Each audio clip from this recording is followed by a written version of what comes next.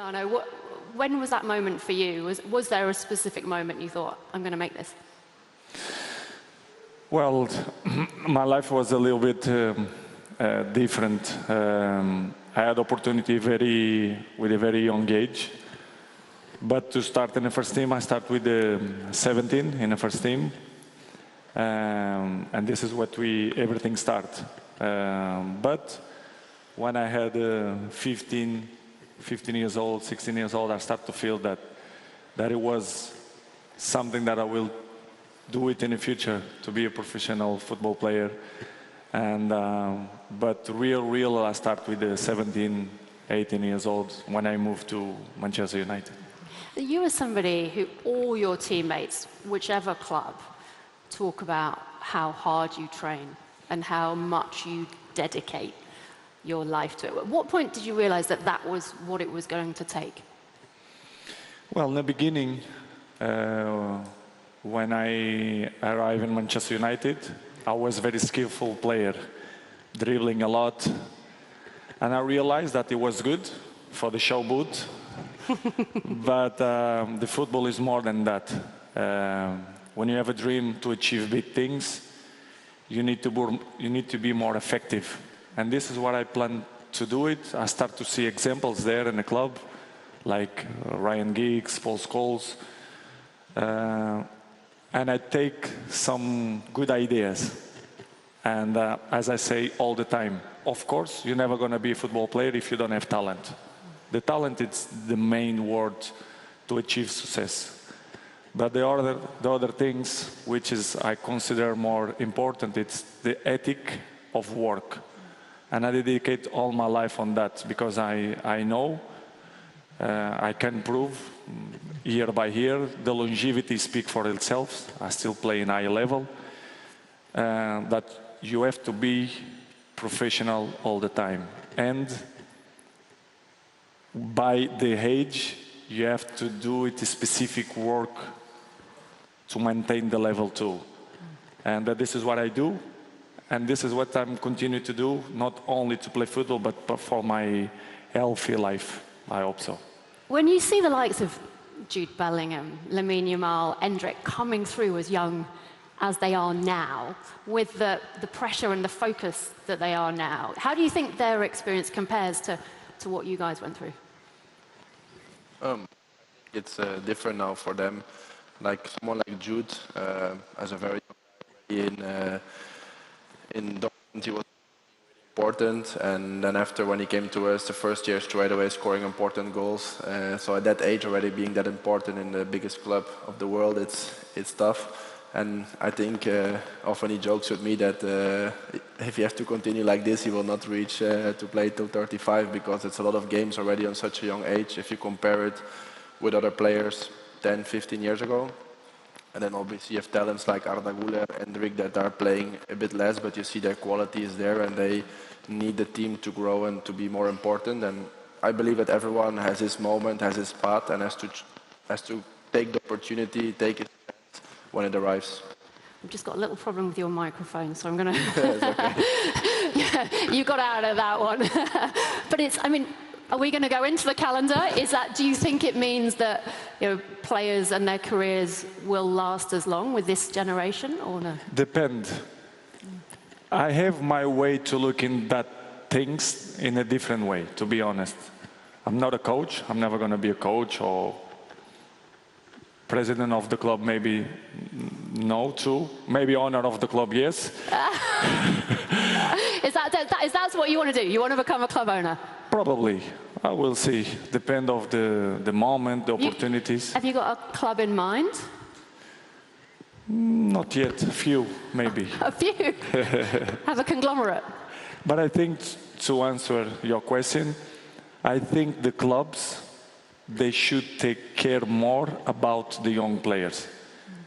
What I want to say with that, they want to explore by the talent that the kid have to give results. It's normal. Big companies do it the same.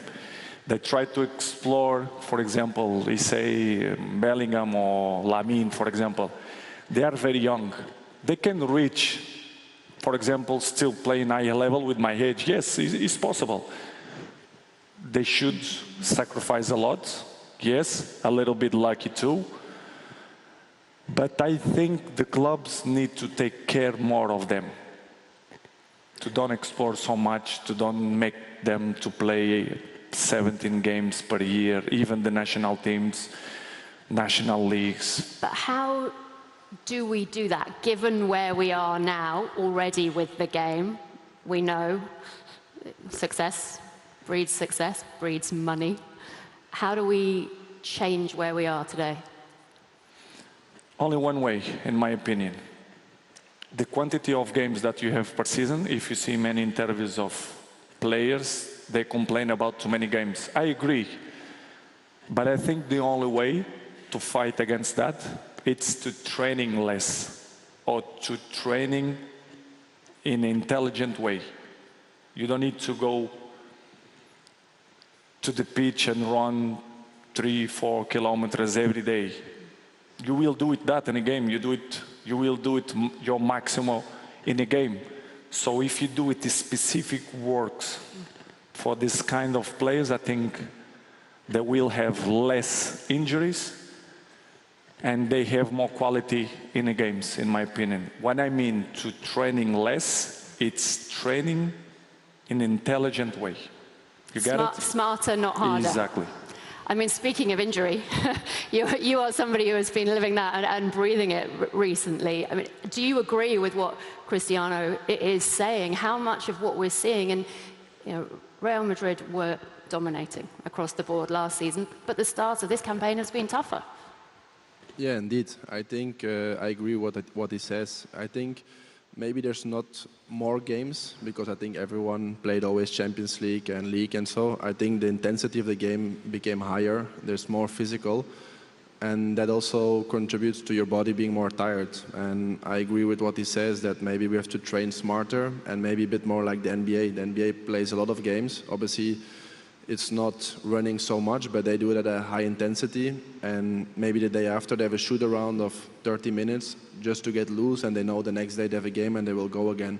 So I agree that maybe we have to find a way to do it more smarter, because sometimes less is more. And I think that would be good, but obviously it's hard to change something that has been working all around, and it's not easy to change that concept. But I agree that yeah, especially us this season, we had a lot of bad luck with injuries. Some can happen, like Carvajal's unfortunate kick against the player. Others are maybe muscular, but I also had this season, and I train hard. I go in the gym every day, and sometimes it just happens because your muscles are tired, and sometimes you don't know it.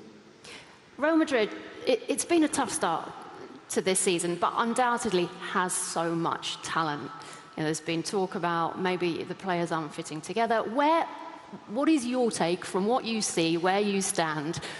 What has happened this season compared to last? Well, you say tough start, but we won already 2 cups. We are second in the league. We are almost through in the Champions League, so I don't think it's it's that bad. But obviously, I understand that the months have been up and down. But I think we have a great team. Obviously, a new guy like Kylian. We try to adapt together. It's not easy to fit in new players straight away and make it work. But I think we work hard, we train hard, we see videos, we do our best to make everything work. And it seems to go better every game. And yeah, now in a good week, we have a away game in Valencia. If we win, we will be top again. So we work hard, and we are confident that at the end of the season, we will be fighting for all the trophies. When you know you have the talent, but things get tough, how much do you go into yourself as a player and try and draw on that to make things better? How much is it a case of you relying on somebody like your coach?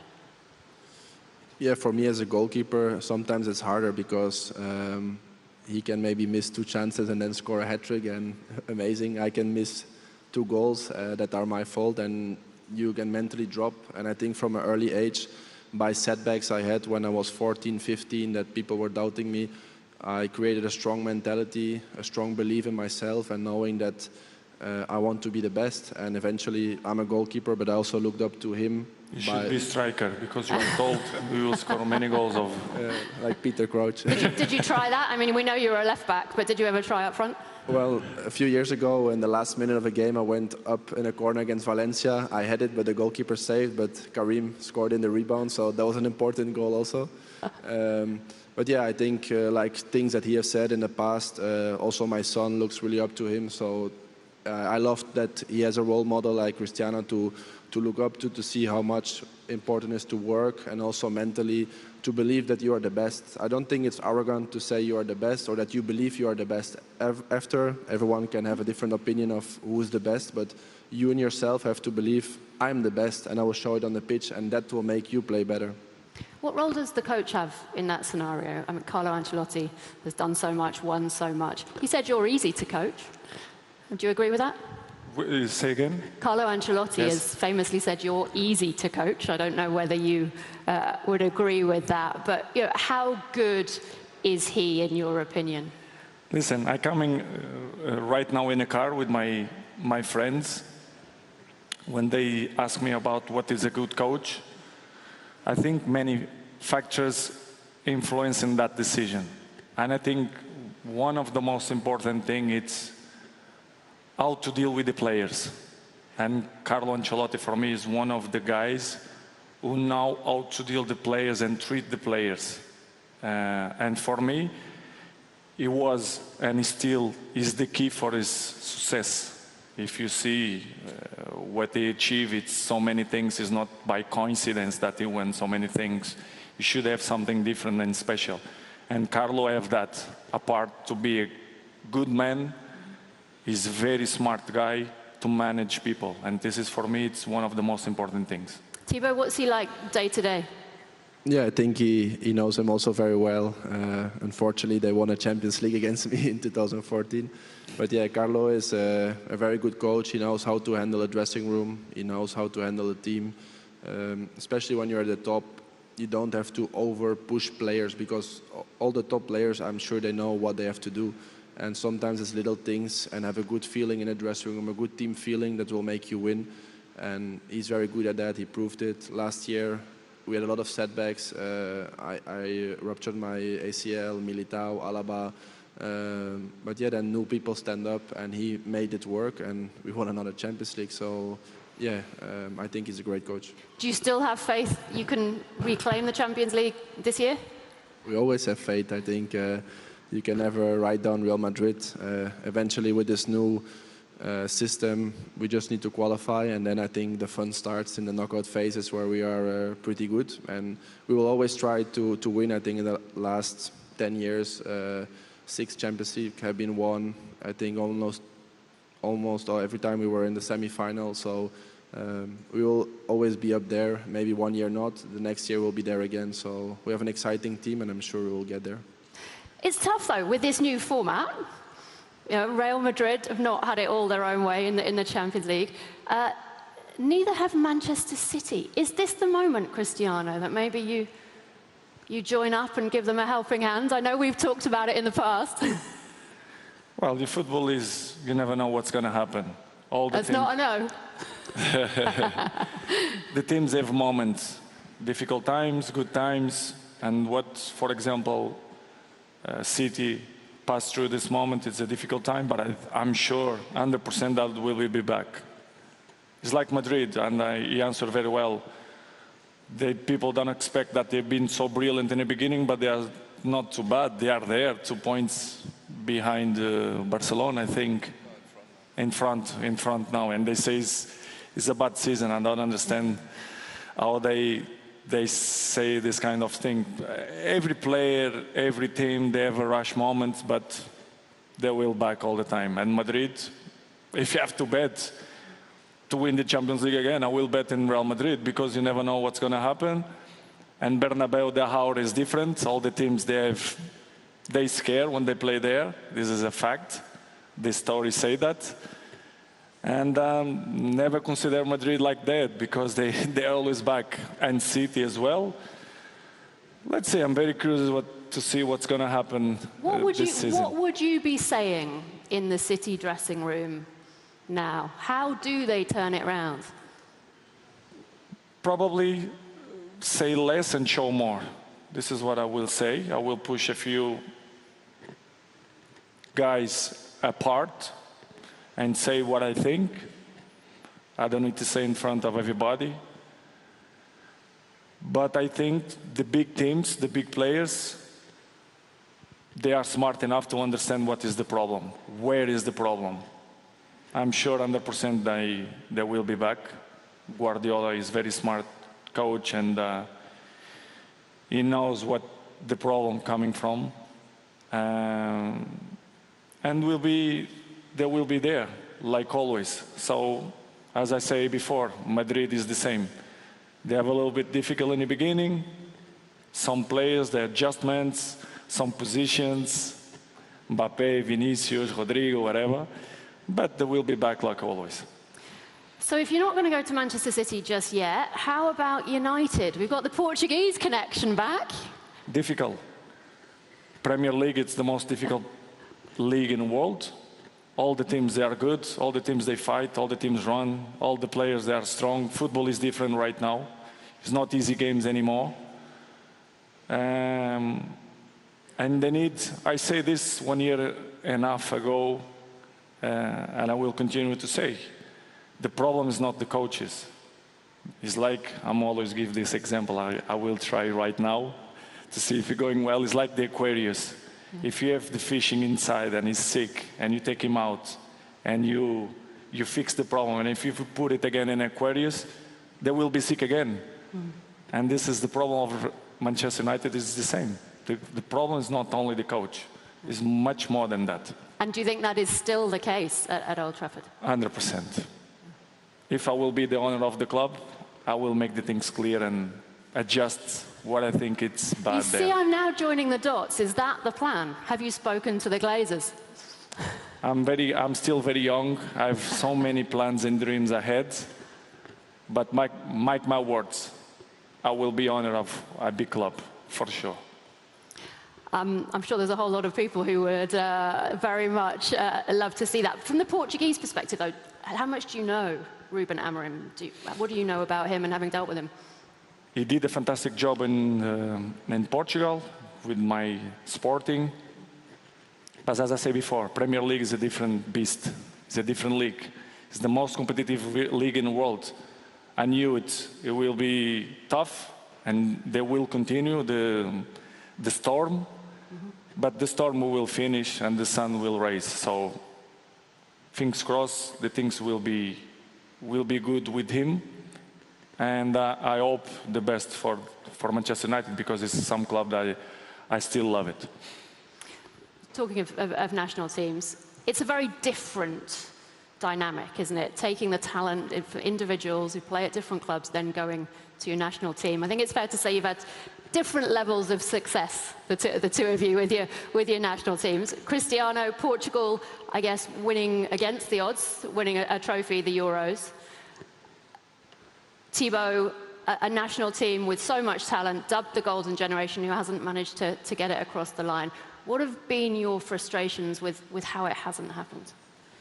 No, I think eventually the coach with who we had most success is now his coach in Portugal, Roberto Martinez. And I think with him we had a really great run. And unfortunately against France we lost the semi-final of a World Cup on a set piece. And it can happen, that's football. It was a close game, both teams had chances.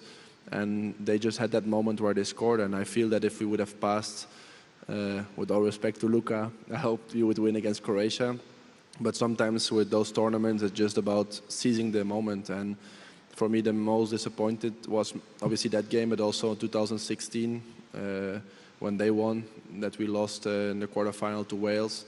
And I think we never really had that winning culture in Belgium. And I think that's sometimes where we miss getting far in tournaments, because we don't have that winning culture that you have in Real Madrid or other teams. And that was not always easy to be with, because if you're in clubs that always want to win and then you come to a national team where that's not always the case, it's not always that easy to be there and feeling like, come on, we can do more, and it's not happening. And I'm sure 2018 everyone was on a great level, Kevin De Bruyne, Eden Hazard, Romelu, myself, and there it was just not our moment, but I feel that was a great tournament. But yeah, we never actually won something, and that's always going to be a mark. Do you have hopes that you will make it back with Belgium? Well, I don't want to comment too much on it at the moment, but yeah, obviously I always love to play for my country, and circumstances happened, and we'll see what happens in the future, but I think it's always a pride to play for your national team. Cristiano, it was an exciting couple of World Cup announcements. The last round for you, Portugal, one of the co-hosts for 2030, and then, of course, Saudi Arabia for 2034. You have made no secret, they in Saudi Arabia have made no secret of the fact, yes, the stars coming to the professional league, but they want to develop it at the grassroots as well. What have you seen in terms of the progress that's being made? In Saudi? Mm-hmm. Huge. I'm so happy to be there. As I say, the last time that I was here, the league still grow. Many players move there. The infrastructure is still improve and better. All the teams. I think you actually wrote quite a few headlines saying the Saudi league was better than Ligue 1, if you remember. La Liga, I mean. No, you said the Saudi league was better than Ligue 1. The French league? Yeah. Easy. You still maintain? Of course. Of course. I don't say that because I play there. I don't care what the people thinking, but they should go there and play there to see. To run in 38, 39, 14 degrees and sprint a few times to see how they're going to be. And to play with the... They should move there and see. Don't believe in my words. Go there and see. Could a Saudi club be... Only in France is PSG. The rest is finished. Could a Saudi club be on the agenda of your list of purchases? They react. Good. This is good. It's my opinion. I don't care what they say. French is only PSG, sorry. The other ones compete, okay. But PSG is the strongest. Nobody compete with them. They have better players, the club with more money. This is a fact. I'm not lying. I don't say nothing new. So I don't understand why the people is so surprised. So that's not going to be the next move, I think it's fair to say. I don't know, depends. But no, I'm happy where I am. The future, we never know what's going to happen. I never believe that I will change 33 to Juventus, 37 to Manchester United, 38 to Saudi League. In 1 month I do it 14, so I don't know. I'm still good, I'm still play good, so we'll see what's going to happen. Okay, I wish we could carry on this conversation, but we're out of time, I'm afraid. Cristiano, Thibaut, thank you so much for joining us. Good luck with the rest of your campaigns, and of course, for the awards this evening. Thankfully, the non-negotiable with all the changes at the moment, the talent. But don't go anywhere, so much still to come. The awards are underway in just a couple of minutes.